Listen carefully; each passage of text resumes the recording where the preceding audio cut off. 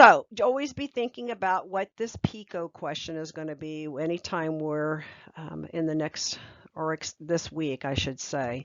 So again, what population are you interested in? What question may you have about this population?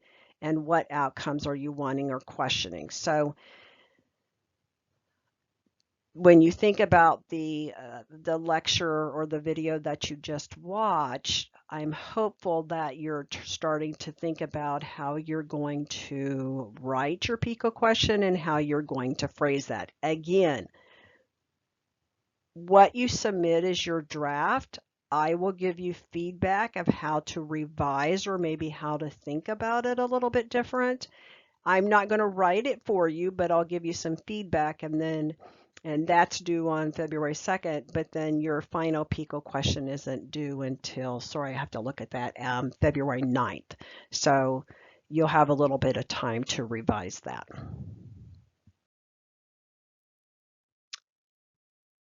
So chapter 3 talks about gathering and appraising the literature. It's just a few slides about literature search and where to do that at. But really, just when you think about this, it's an organized, systematic approach to evaluating a study or group of studies using standardized critical appraisal criteria. We again, and I know I keep saying this, but we'll talk about all of these different things as we move through this course, and your book has a very thorough information regarding this. So, literature reviews. So the purpose is to develop a strong knowledge base to conduct research or implement an evidence-based practice change or quality improvement project. There are primary sources where these primary Primary sources are where researchers are describing their original findings. So the researcher has created a research study and they are reporting on those findings. When you think about secondary sources, this is where authors have analyzed, interpreted, and synthesized information for primary sources. So what they have done is they have gone, just like you will be doing, is you will be going out and finding, hopefully, these primary sources. And then what you're going to do in your literature review is you are going to synthesize the information, correct? You are going to take that information from these primary resources and you're going to write and synthesize, or excuse me, you're going to synthesize and then write in your proposal what your findings are. Another good question for testing purposes. What is the difference between primary and secondary sources? Or what are primary sources?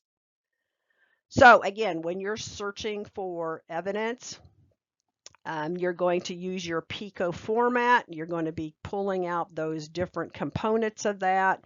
You're going to look at your primary sources. These should be scholarly journals.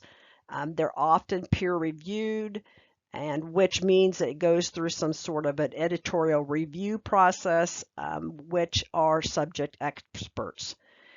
Now, a lot of times you will see within the article itself, sometimes it's at the beginning, sometimes it's around your DOI, sometimes it's at the end, and there's a little statement that says this article has been peer-reviewed. Now, when you think about it, if it's very especially if you have a lot of, from an academic setting, you have a lot of different PhD prepared individuals, researchers, those type of things. It's going to be a peer-reviewed article. Whereas gray literature, this tends to be things like reports, policy literature, some sort of document, government documents, white papers, those very, although they're published, but they're not a scholarly article. And you really should limit your search to these peer-reviewed because they are more valid. This is just a database, and hopefully, I'm hopeful that you all have had some sort of experience doing some research as far as looking for literature, but if not, if you're looking at any type of a database, you can see that when I'm selecting these, I'm selecting, research article, and then I've clicked peer reviewed, and then you can go down here. If you look on this other side, would be my left side here. I'm limiting these to full text. I'm making sure that my this is a little bit older, but generally speaking, we like you to limit to 5 years. And then you're looking at something very specific. So my keywords have led me to this. I've limited it to the research articles, peer reviewed, full text, and then I have my defined dates that I want to look at. This is just another video of how to read and comprehend scientific research articles. I think that this will help you as we move forward through this course.